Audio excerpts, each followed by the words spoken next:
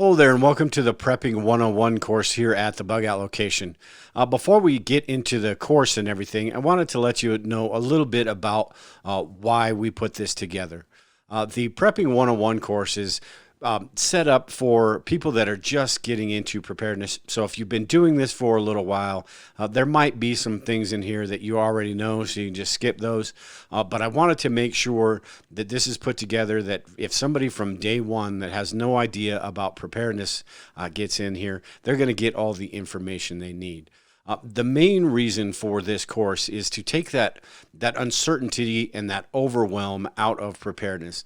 When we get into preparedness at first, all of us, it's for one reason or another, and it's really overwhelming. Maybe we've got that fear that something is going to happen. Maybe something did happen, something small scale, a car accident, job loss, stuff like that.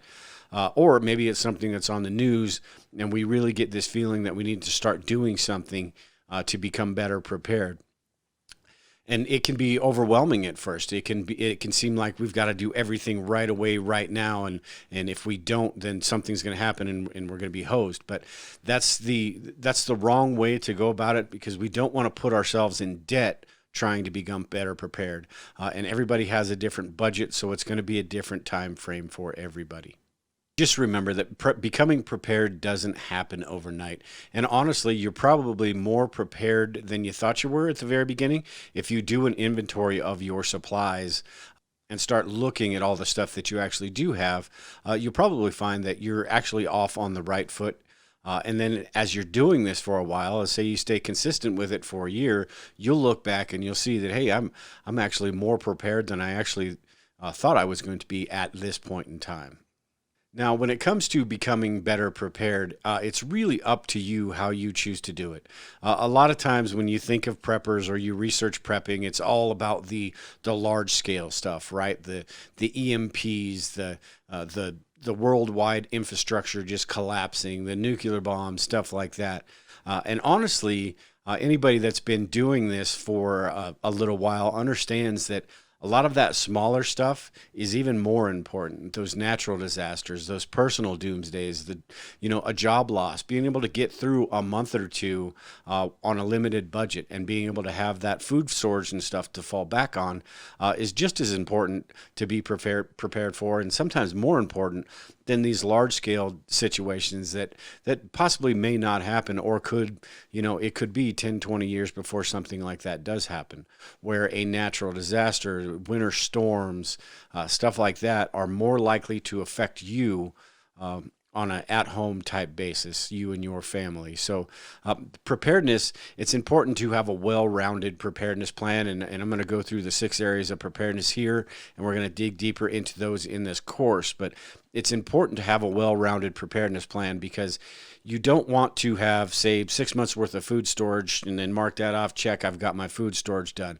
And then you work on your water storage and your first aid supplies, because if something does happen, you may have 6 months worth of food stored, but if you don't have any water, or you don't have those first aid supplies, and something else happens, it's not going to matter how much food you have, because you're going to be looking for water. So it's important to start build from the inside out and build that up, and think about it in a time frame rather than each individual aspect of preparedness.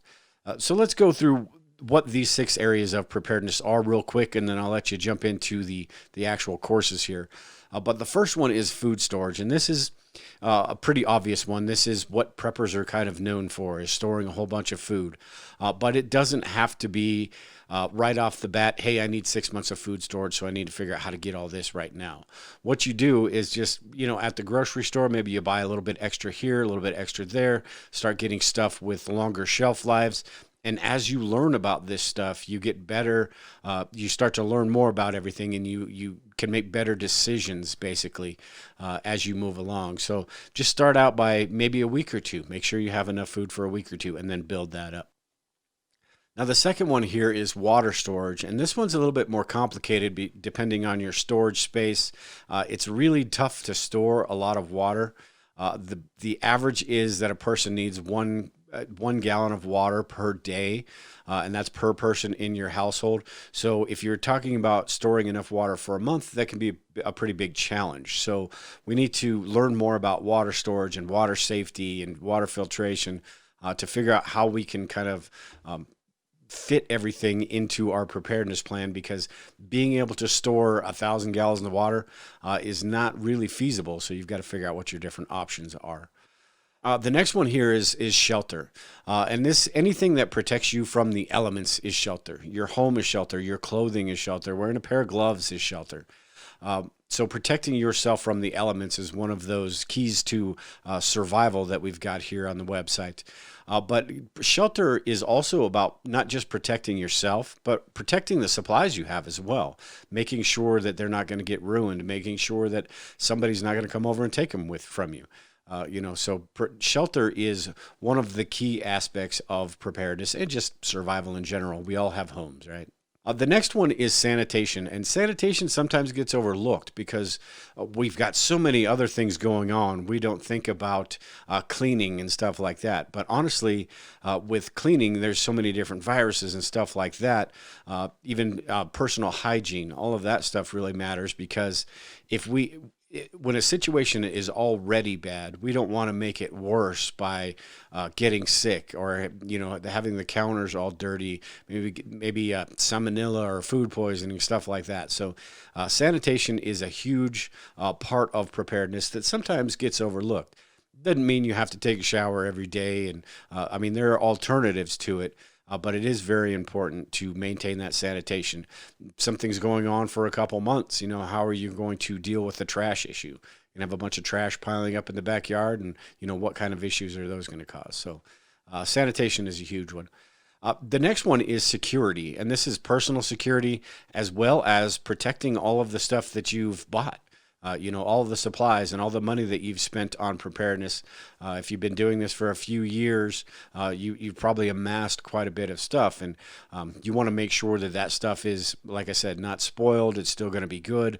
Other people aren't going to come and take it. And security also is about operational security, which is how much are you telling other people about what you're doing, and how much of that are they going to know? Because if something happens, they could end up at your front door, and that could turn into a bad situation pretty quickly. So security is a big part of an overall preparedness plan, because it's great to have all of that stuff, but you've got to be able to protect that stuff and your family if something did happen.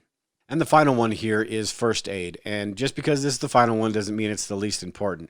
It's actually one of the most important ones, because, as I said with sanitation, you want to be able to, any problems that come up, you want to be able to take care of those problems before they become bigger problems.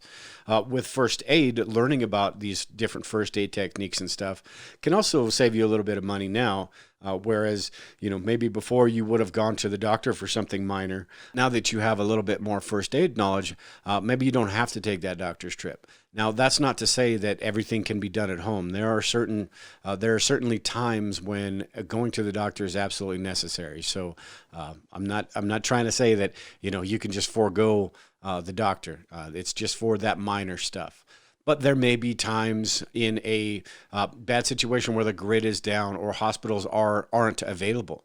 Those are pretty large situations we're talking about. But in situations like that, you need to be able to take care of yourself. You need to be able to take care of your family and do what you can. And learning about this first aid stuff is super important, from the basic stuff all the way to the stuff that, maybe once you figure all that basic stuff out, then you're thinking about the larger stuff that may happen in some sort of large scale type situation.